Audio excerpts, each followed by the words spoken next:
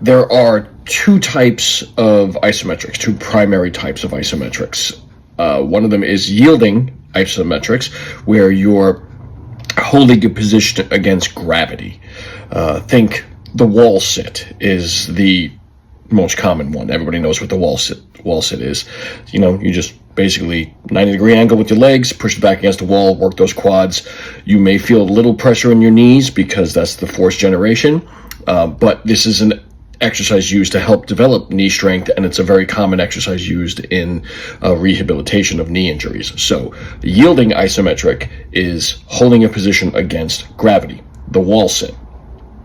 The second one is overcoming isometrics, where you're pushing against an immovable force, or trying to move an immovable object, pushing against the wall, like in a push-up position, but the wall's not going to go anywhere, so you are pressing against that.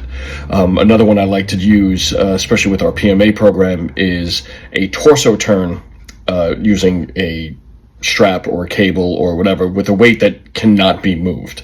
So like this particular instance here, we're holding an exercise strap, 90-degree angle to the body, trying to get a torso rotation movement out of it, and obviously it doesn't work. So that is an overcoming isometric, an immovable object. Now, when do you use the two types? Yielding isometrics, because they build stability and control, but they're also really good for tendon strength. So it's a good idea to do them at the end of a training session, because they tend to be a little bit more fatiguing. So like the wall sit, and because they're designed for muscular endurance, so you don't want to use them pre-programmed, because then you're going to be in trouble. Overcoming isometrics, because they improve rate of force, max force development, and neuromuscular adaptations.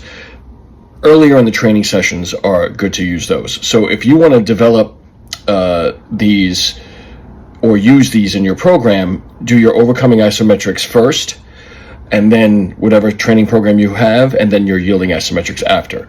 If you're just doing the build program of PMA, we're going to do our basically our overcoming isometrics first. We're just going to do those. We're going to focus on those because we want to build strength, and then we could add in the yielding isometrics later on. Okay, thanks for watching. Use these in your toolbox and feel better.